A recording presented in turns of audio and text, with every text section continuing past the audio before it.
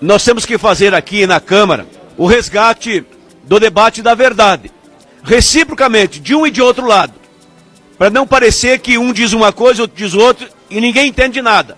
Alguns falam que a Previdência é para beneficiar os pobres, e outros que a Previdência é para beneficiar os ricos. Nós sabemos o que é os pobres, sabemos o que é os ricos, o que são os ricos. Ora, o regime geral da Previdência trata dos pobres, que ganham até R$ 1.370 em média. Então, quando o governo trata na reforma do RGPS, ele trata dos pobres. Se o governo não quer mexer com os pobres, não quer castigar os pobres, o governo retira o regime geral da Previdência da reforma. Pronto. Mexe com os deputados, senadores, ministro, juiz, promotor, desembargador, Ministério Público, pega os grandes. Agora, a hora que mexeu com o regime geral de Previdência, mexeu com os pobres. Esta é a verdade e nós temos que desmascarar e fazer com que prevaleça a verdade. Porque uma mentira dita 1000 vezes vira verdade. Agora imagine a própria verdade repetida. Então nós temos que repetir a verdade. Essa proposta, especialmente no regime geral de Previdência, 40 anos de contribuição, 65 anos de idade para os homens e 62 para as mulheres, eu digo que é a aposentadoria pela hora da morte. Depois que o cidadão morre, depois do velório do morto, quando estão levando o corpo do falecido para o cemitério, chega o agente do INSS dizendo, segura o corpo do morto que chegou a aposentadoria. Aí é tarde. Mas diz que a justiça tarda, mas não falha. Nessa hora falhou, porque chegou tão tarde que chegou depois. Então nós temos que deixar isso bem claro.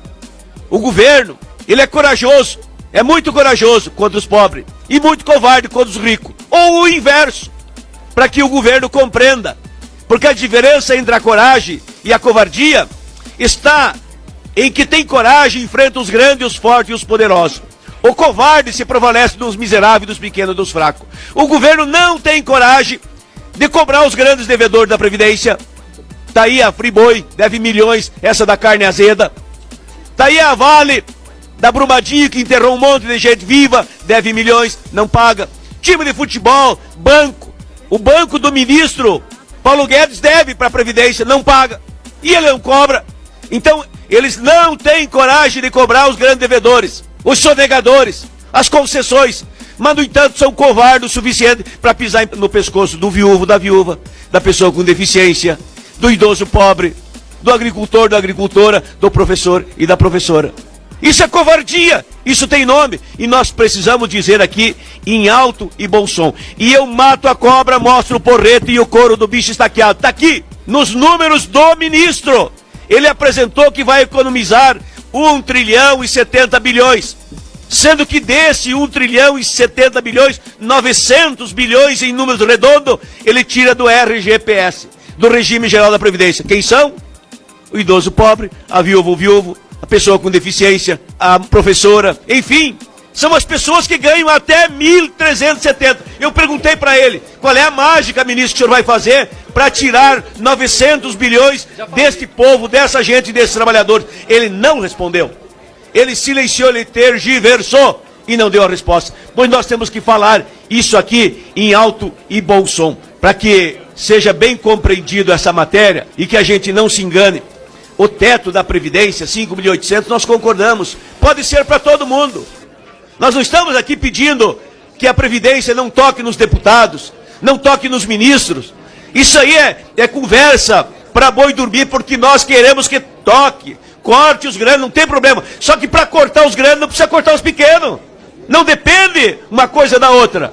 Agora, a pretexto de cortar os grandes, eles metem a mão nos pequenos, se prevalecem do mais fraco, e aí não tem o nosso apoio. A prova aprovada tem mais uma. 70% dos municípios do Brasil e do Rio Grande, do meu estado, as aposentadorias recebidas por seus munícipes é maior que o FPM, que o Fundo de Participação dos Municípios. Então, até nisso prejudica. Aí o ministro vem e diz que vai fazer a tal de capitalização que ele não incluiu no projeto. Ele fala, mas não escreveu. E aí ele fala na capitalização nocional. O que é nocional? As pessoas sabem o que é nocional? Pois eu vou dizer o que é nocional. é sem noção. É sem noção. Ou seja, é uma capitalização imaginária. Que o cidadão tem, mas não tem. Está lá, mas não está.